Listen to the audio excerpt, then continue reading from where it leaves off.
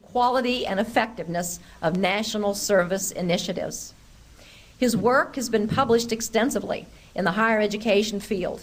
He serves as a regular commentary on the award-winning public broadcasting show Nightly Business Report. His writing has appeared in the Washington Post, the National Journal, the Times Education Supplement in London, so he's an international publicist, the Chronicle of Higher Education, the Huffington Post, and many, many more. Please join me in welcoming Jamie Merisotis.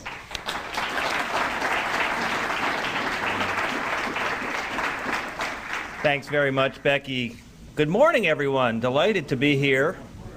You all seem so happy after all that depressing news Tom conveyed to you, so I'm going to try to pick you up now with some of my commentary. I want to first thank Vision Shared for hosting this very important summit. I think it's a terrific idea.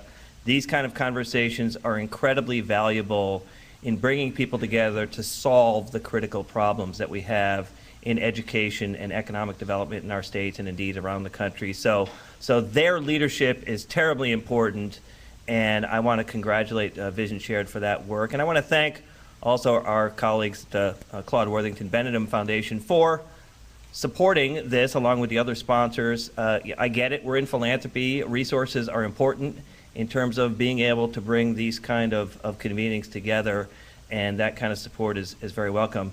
I also want to thank, in her absence, so we'll hear from her a little later on, the First Lady, Joanne Tomlin, for inviting me to be a part of this conversation, but also for such a strong and visible leadership here in West Virginia as an advocate for post-secondary education. I'm particularly impressed with her work as co-chair of the state's College Completion Task Force, which I think is helping to keep this issue right where it needs to be for this state, and that is at the top of the state's agenda.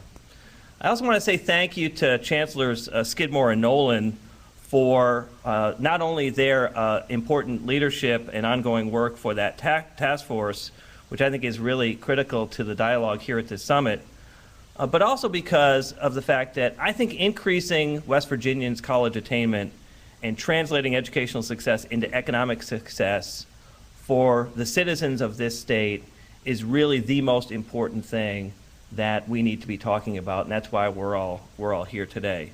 Certainly from my perspective, this is a great place to be, and I'm proud to be at an event where education and the economy are intertwined so tightly and so intentionally. Well, I think Tom and Travis have done just a terrific job of highlighting the importance of the critical link between higher education and the economy. The economic and labor market data shows just how urgent this issue has become.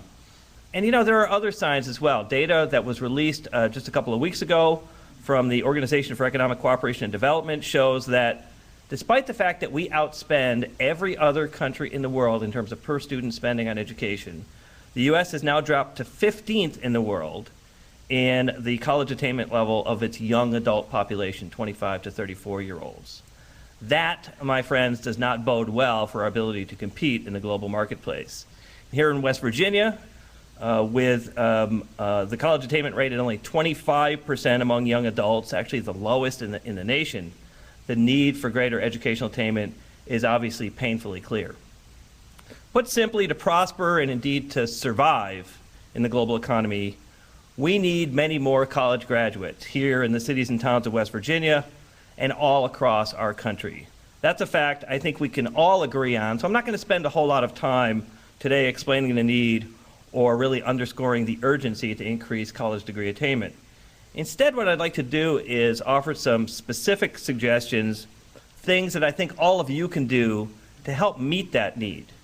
It's clear to me, based on my experience in higher education policy and based on Lumina's work in increasing college access and success, that everyone in this room can play a key part in helping boost college completion. In fact, I think this is the sort of gathering where the message of concerted and connected collaboration is most appropriate, because those of you in this room really represent the perfect mix of players. As higher education officials, as people who work in the policy field, as local and regional business leaders, you all have critical roles to play in the college completion effort individually and as partners. And if I may, I'm going to spend a good bit of my time today exploring just how each of you might play those roles. Before I get into that, let me take a little step back and tell you a little bit more about Lumina Foundation, because I think it's important in helping to set the context for this work. And Becky told you a little bit about us, but for those of you who aren't familiar, let me offer a little more of background. As Becky mentioned, Lumina is a national foundation. We're based in Indianapolis. We're privileged to have this substantial endowment that puts us among the leading private foundations in the country in terms of our asset size. What's unusual about Lumina in the sphere of philanthropy is that we're committed to one national cause, and that is enrolling and graduating more students from college, particularly low-income students, first-generation students, students of color, and adult learners. That is why, as Becky said, Lumina is really the largest foundation that focuses exclusively on that mission. And again, unlike some other foundations, we pursue that mission in a very targeted way. Literally all of our energies and resources are focused on achieving that one ambitious national goal, Goal 2025, that Becky mentioned to you, which is that by the year 2025, we want 60% of Americans to hold high-quality degrees and credentials. Today, the national degree attainment rate is around 38% for the full adult population, 25 to 64-year-olds, and it's basically been stuck at that level for close to 4 decades. So you can see we have a long way to go. Still, I think no matter the distance, this is a journey that we must make as a nation, as those labor market statistics and the other economic data have demonstrated so clearly. Increasing college completion is a national imperative, and that's a necessity that drives all that we do at Lumina. It provides the impetus for everything that we do, and we're doing, we hope, everything that we possibly can.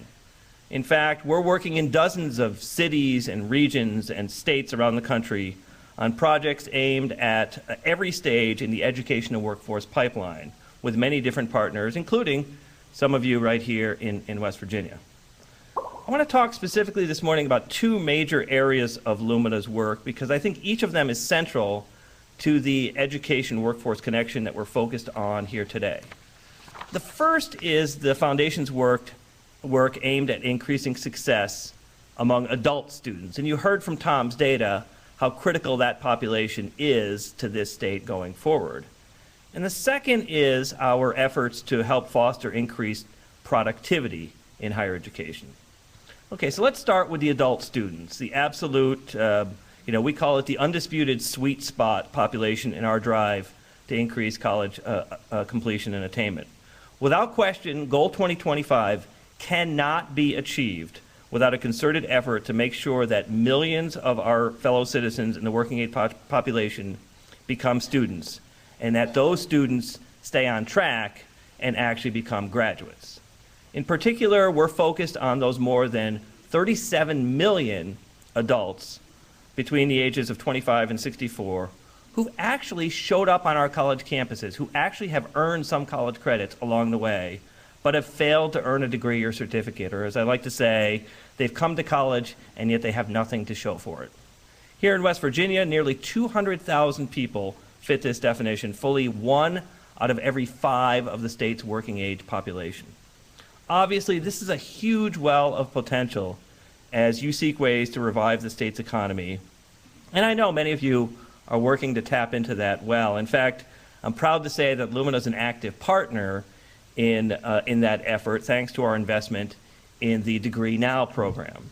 Degree Now, which is a joint effort of the Community and Technical College System, the Higher Education Policy Commission, and the state's student affairs professionals, is meant to provide a clear path to learning for returning students here in West Virginia.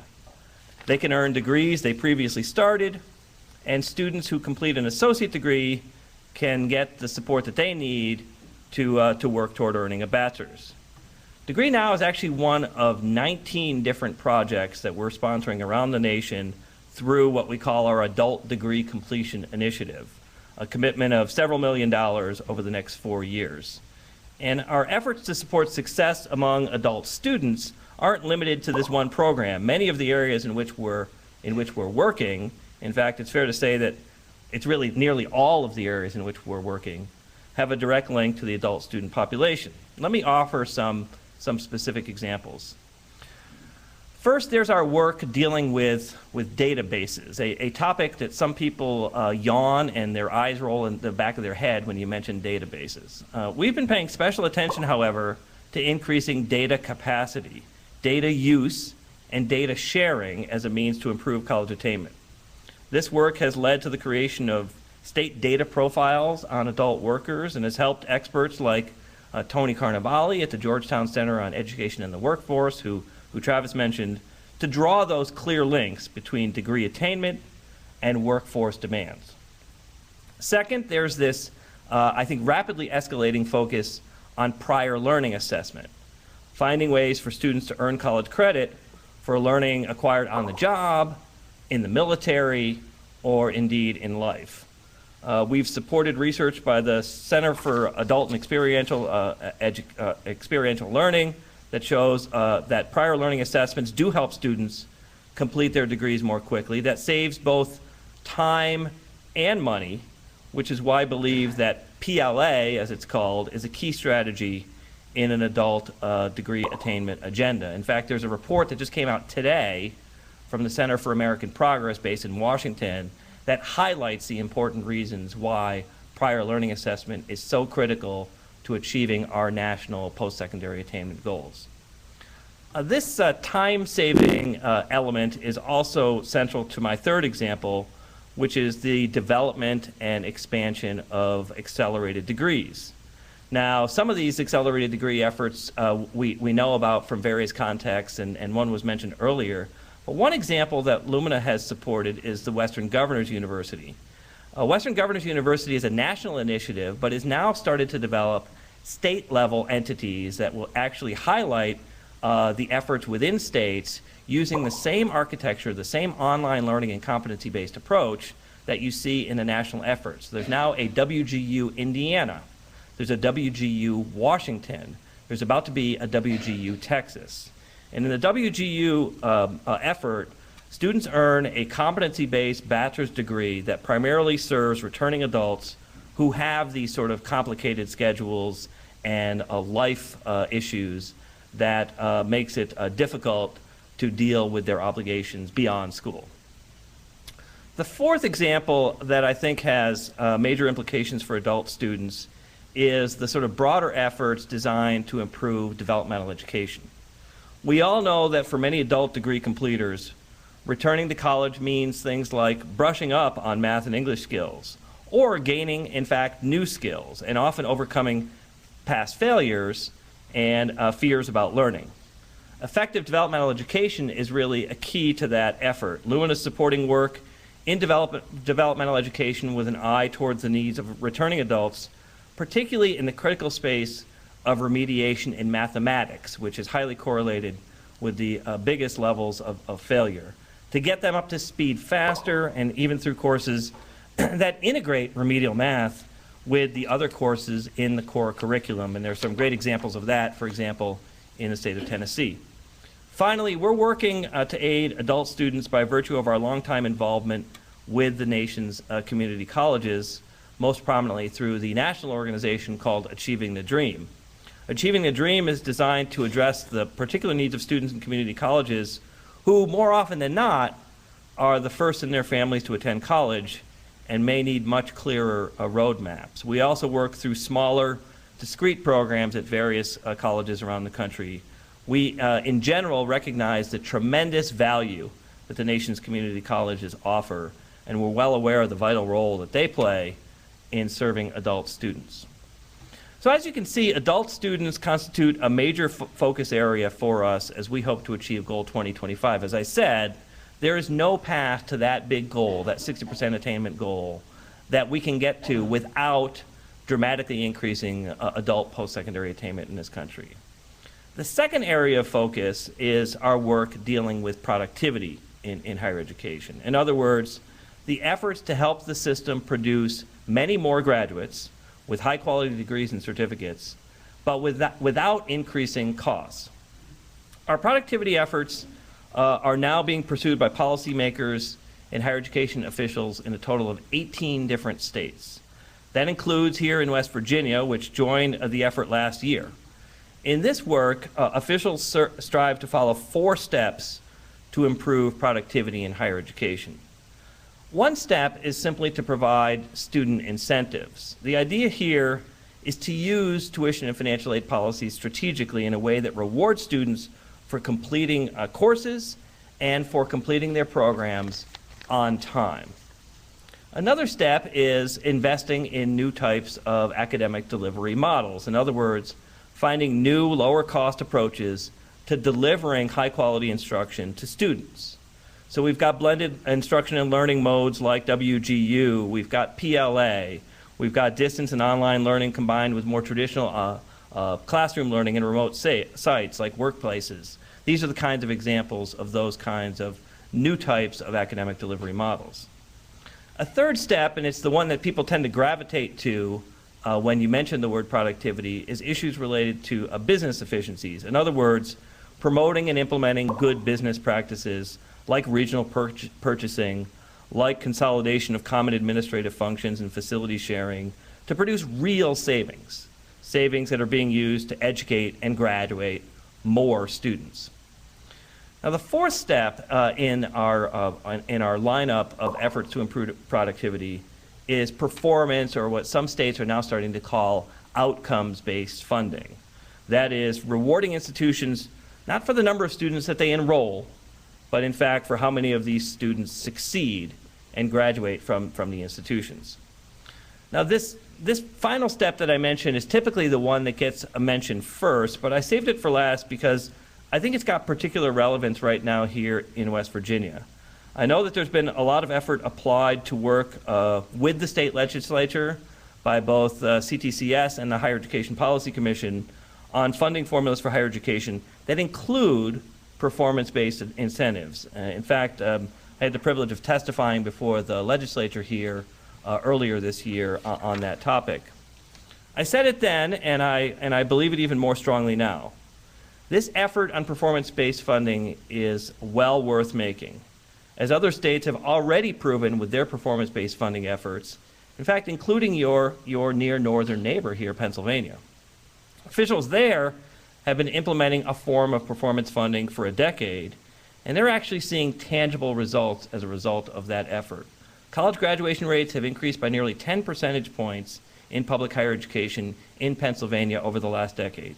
Persistence to the second year has also risen, especially among Latino students, whose persistence rates have jumped an impressive 15 percentage points.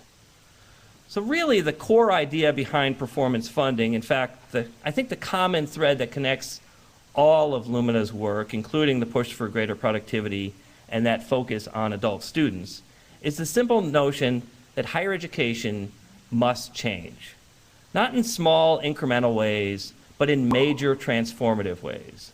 The system has clearly served our country well for many decades, but the signs of the erosion that we're now facing are so crystal clear in those worrisome OECD statistics and rankings, in the labor market trends, in the rising tuition bills, in the shrinking state subsidies, in the persistent achievement gaps between privileged students and those who confront significant barriers to college success. So for all of these reasons, we at Lumina believe that change is critical, and we see 3 changes in particular that could have a significant impact. The first is that higher education needs to become truly responsive to the needs of all potential students, a much wider range of people with many more diverse needs than we've seen in the past. Now, I'm not talking about non-traditional students. Frankly, that concept has been outmoded for years, as I'm sure you're all aware. Today's students, those 21st century students that Travis mentioned, run the gamut, racially, ethnically, socially, and economically. They range from recent high school graduates to displaced adult workers, to second career retirees, to returning veterans. They range from part-time distance learners to full-time resident students, from GED completers to certificate seekers, to evening MBA students, to doctoral candidates with roots in every country from Mexico to Mozambique. Clearly, no one-size-fits-all system of higher education will work for these students, and it won't serve us as a nation. In order to reach Goal 2025, America needs all types of students to succeed, and we need them to succeed in far greater numbers than they have in the past. So the second thing that needs to change is really our societal conception of what higher education quality really is. We still think as a society that quality is a measure of inputs and as a function of the resources available to institutions. We perpetuate the dangerous fiction that quality institutions have students with high SAT scores, faculty with Nobel Prizes, and libraries with lots and lots of books. We think quality is a function of how much colleges spend and how much they cost, with the more expensive obviously being necessarily better. Of course, this is all completely wrong. In today's society and economy, the only definition of quality that makes sense is one based on student outcomes, specifically genuine student learning. Finally, we need higher education to change in terms of its scale. To fuel the recovery and ensure the nation's long-term economic health, we need an ever-growing supply of college graduates. That means the system must find new and better ways to provide high-quality learning to millions of additional students between now and that goal of 2025. And given the grim financial realities I think we're seeing in virtually every state, higher education leaders are unfortunately going to have to meet that challenge with little, if any, additional funding. In other words, the system is going to have to become more productive. It's going to have to graduate many more students without increasing costs and without compromising the quality of their education. These changes can't occur overnight, of course, but they need to begin now. And that can't happen without a conscious and committed effort on the part of all stakeholders, which is really to say every sector of society that's represented here in this room today. Now, those of you in the higher education community obviously can play a central role in this change effort. The most important step, in my opinion, is to make student success your main business. Use your student outcomes data to identify achievement gaps, and then work tirelessly to shrink those gaps. Serve your students, all of your students, by doing everything you can to help them reach the goals that they need to reach, for their own sake and for the benefit of our society at large. Also, push for those productivity gains in your institutions and in your systems. Be flexible and innovative in serving your students. Work with partners in the policy arena, in the business community, in philanthropy, and indeed within higher education itself to make sure your programs are rigorous, relevant, and cost-effective. For those of you in the room who come from the employer community, I have some other suggestions. The first two relate directly to the two main areas of effort that I've highlighted today, improving productivity and serving those adult populations. Simply put, employers can help in both of these efforts by making sure that higher education never loses sight of either. When it comes to that productivity effort, you can actually serve a critical role by helping to educate the educators. I've talked a bit today about the need for increased productivity and greater efficiency in higher education. Well, let's face it, who's better positioned to teach the lessons of productivity and efficiency than members of the business community? Now, it's absolutely true. Colleges and universities generate people, not products, so the lessons don't translate precisely and will have to be adapted. Still, if that approach is mutually respectful and truly collaborative, there's no doubt that much progress can be made if business takes a teaching role in that productivity effort. Second, as employers emphasize the need to better serve adult students, keep in mind that the idea is not simply to ensure that employers have a ready supply of trained workers for their own individual businesses. The view that's required is really much broader than that. Really, it's about empowering the individual, because it's that individual empowerment that ultimately drives all businesses. This can be done in a number of different ways. Offering tuition reimbursement plans that are generous and widely accessible. Helping workers plan their educational journeys by working with them to create customized individual learning plans, making space and facilities for local institutions to offer on-site classes, and finally, getting serious about these education-friendly policies and stances by going public and actually upgrading those standards. Make some level of post-secondary education or training mandatory for the vast majority of new employees, and keep the incentives in place for upgrading those skills that they have as basic employee benefits. This, the third suggestion that I'd like to make also requires employers to take a broader view, and that is a broader view towards partnership. What I mean here is that business and civic leaders can no longer merely be partners with members of the higher education community. They also have to actively engage and reach out to the governor, to state legislators, and to federal officials. In short, employers have to become active and committed advocates for policy change, the kind of systemic, civic-minded policy change whose aim is to improve the overall economy, not merely to benefit a single institution or a single industry. In other words, it's vital that business leaders think and work expansively as part of that broader reform effort. This, of course, brings me to my final list of suggestions, those directed at those of you in the audience who happen to work in the policy level. The first is one that I've already touched on, which is embracing the concept of performance funding and working to make it happen. Make certain that colleges and universities in West Virginia have real incentives to use proven strategies that can move more students, particularly adult students, actually through to completion. Many states recently have taken significant steps to this end. They know that the job is never really done because it requires a recommitment of new leaders and elected officials on an ongoing basis. A second step that can be taken at the policy level, and a very important one in my opinion, is to adopt and publicly commit to these clear, concrete targets for degrees and certificates in this state. Give yourself specific goals to reach and use those common metrics developed by the NGA and Complete College America to measure progress towards those goals. The metrics are really simple and easily conveyed to build public support.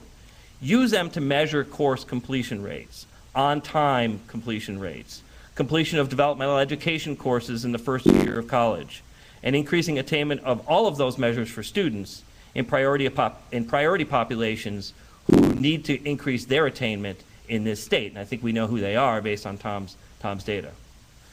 I think naturally this emphasis on goal setting and metrics will lead you to another important step at the policy level, and that's the final suggestion I have for you today. That's this. Focus on the data and the data systems that are truly required for meaningful measurement. As policymakers, as policy advocates in general, it's important that you support efforts to collect and connect student outcome data. If you hope to increase college completion in West Virginia, it's vital that you all be able to clearly see how students in this state move or fail to move from K-12 into and through post-secondary education and on into the workforce.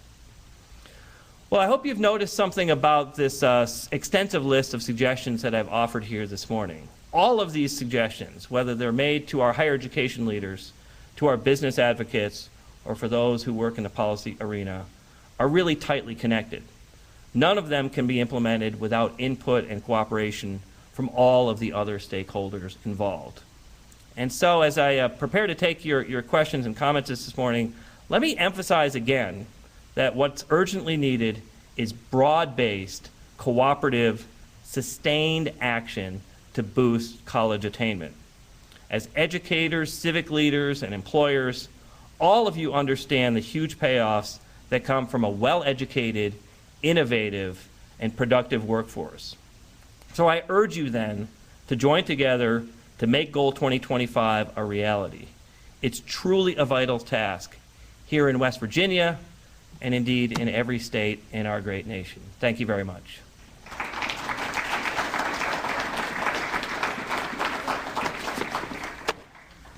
All right, let me have it. Yes.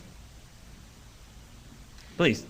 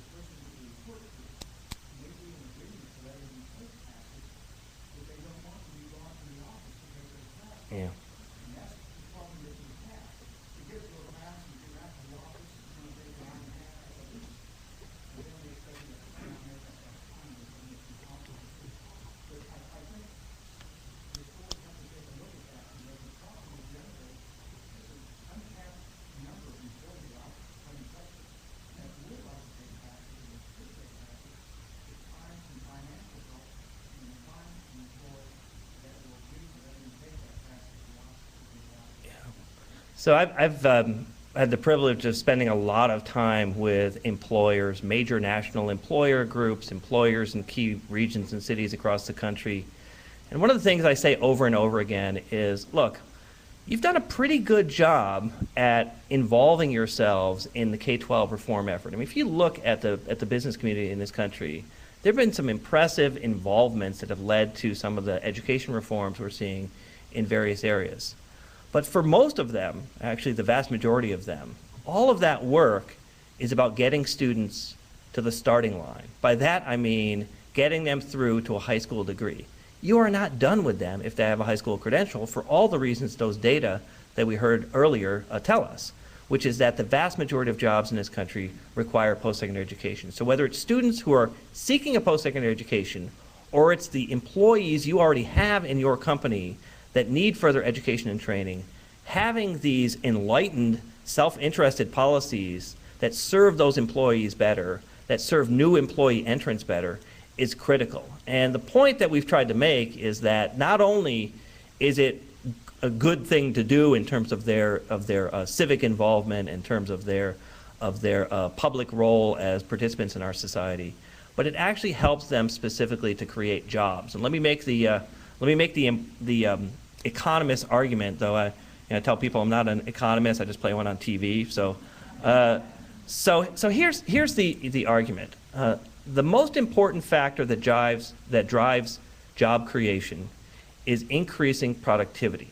In other words, you increase the productivity of the workforce, and that increased productivity allows the employers to invest those resources into the creation of new jobs. Okay, so what are the two ways that you get productivity? The first, which we know well, is technology, right? Technology has been shown over the last 50 years to have a major impact on improving worker productivity. Now, productivity, when we think about technology, we think about computers and things like that, or we think about, the fact that our car talks to us now, and that, my furnace can text my furnace repair guy to tell him what's wrong with it, and various things like that.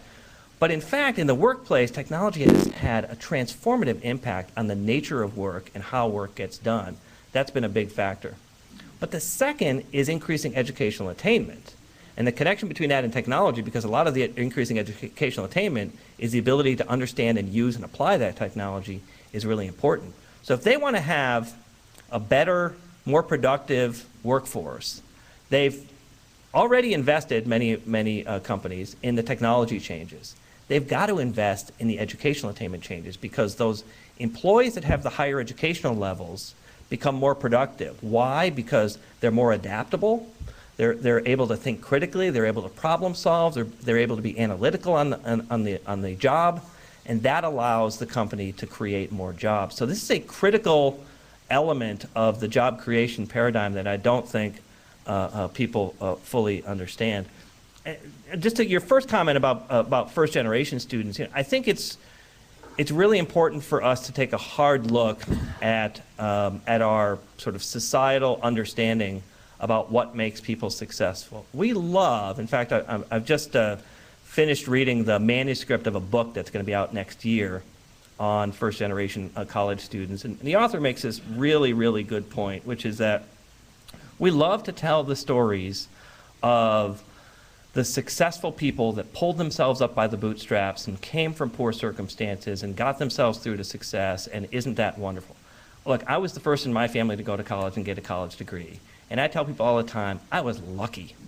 I was lucky to have those opportunities because there was not a systematic support system behind me. What we know about what works in terms of helping those students is actually finding those pivotal people. Usually they're the people in the schools or in the higher education institutions. They're counselors, they're professors, they're teachers. It's those people that actually make this critical, interactive moment with the person, and they say, here's what you need to do, or they say, you can do it. Those two things are really, really important. And as I reflect back on my own experience, certainly the you can do it comment is something that I got from some of the people who I learned from in school.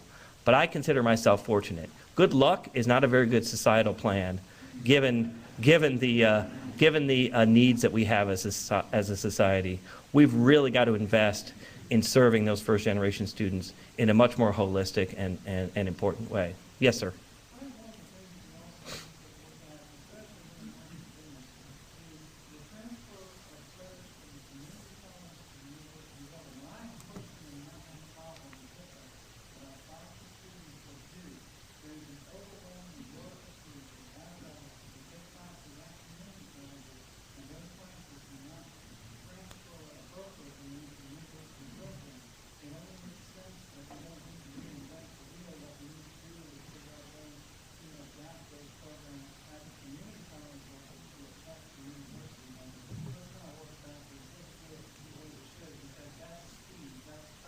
Yeah.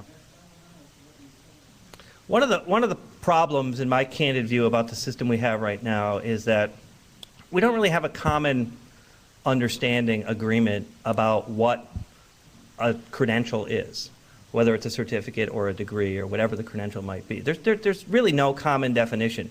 The only definition that we really have that matters, particularly at the degree level, is time-based, right? College credits are time-based measures that accumulate, and when you get to 120, you got a bachelor's degree. I mean, that's basically it. So changing towards this learning paradigm, I think, is hugely important, not only because I think it's going to increase the throughput for the system, but it's going to help rationalize what you're talking about, which is that if we have a common understanding about what a degree represents and what the learning is, what the competencies are from a learning perspective behind each of those degrees, that ability to transfer credit will become much easier. Right now, my description of our credit transfer system in this country, it's like a series of bilateral national discussions between two countries that are negotiating a trade agreement, right? It takes years, I'm not kidding, it takes years to negotiate some of these articulation agreements. And there are some exceptions that are system-wide, that are broader. But in many cases, these are literally two institutions coming up with these articulation agreements. It's a very, very inefficient system. There's an interesting model that we can learn from, which is that the Europeans, which had no common system a decade ago, have actually established a system and moved towards this more learning-based approach. And one of the things that they've figured out through their European credit transfer system is a way of harmonizing the system across European countries. So look, if Germany and France can figure out how to do this, why can't West Virginia and Ohio figure this out? Or why can't we even figure this out across a set of institutions within a state in order to be able to make that happen? I think it's doable, but I think the challenge that we're going to have to confront is that, because I'm sympathetic to the people in the campuses, our system, our degree process is different than their degree process, and rationalizing it is very difficult. Now, I'm not talking about a common curriculum. I'm wholly against that. What I'm for is a common set of goals and a common set of understandings about what the learning is that should be represented in these credentials. Yes? I completed my undergraduate degree in 2009. I began on, well, let's just say before the 40%. Yeah. One of those years we came back. Something I haven't heard represented from the employee side and administration side is what about the flexibility of faculty? There are a lot of times as a returning student that I would love to do nothing more than sit and hash out political theory in a classroom. But unfortunately, the legislature is in that. And I have work to do.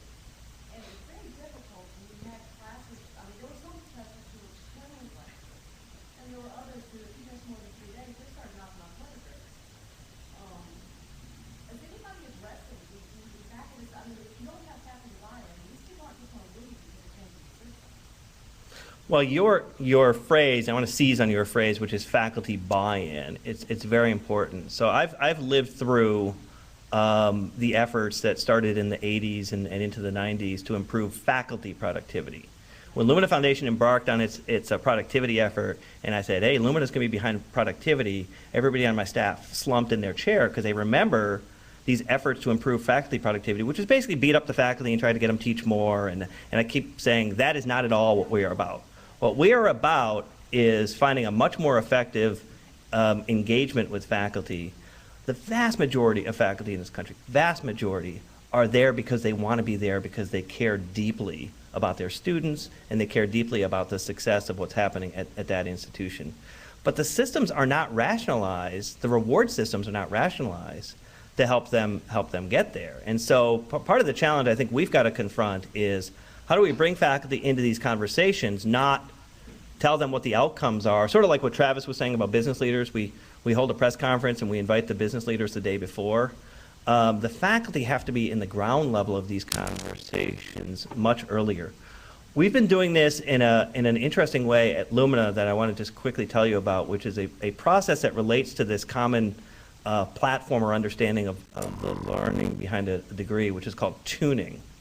And what this is an effort to get faculty together within a discipline across different institutions, a wide array of institutions, and actually have them describe what the learning is that should be represented in order to get an associate degree or a bachelor's degree or a master's degree, whether it's history or graphic design or political science, whatever the field is, help them do that. And we're now doing that in, I think, 6 or 7 different states. That engagement process is the first step toward getting to what you want to get to, which is helping to change the reward system, the structures, et cetera, because they need to better understand within their context, within their field, because faculty live in the disciplines. What's this all about at a higher level? What's the bigger picture that we're trying to aim at? Because right now, those standards, those systems don't exist, or they only exist in very specific ways because of the motivations of the various disciplinary societies. Yes, sir.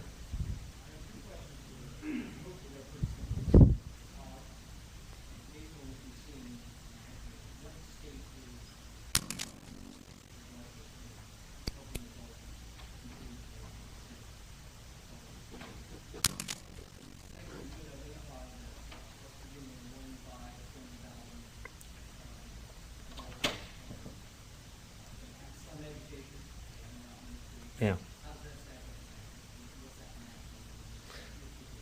So that's the easier question.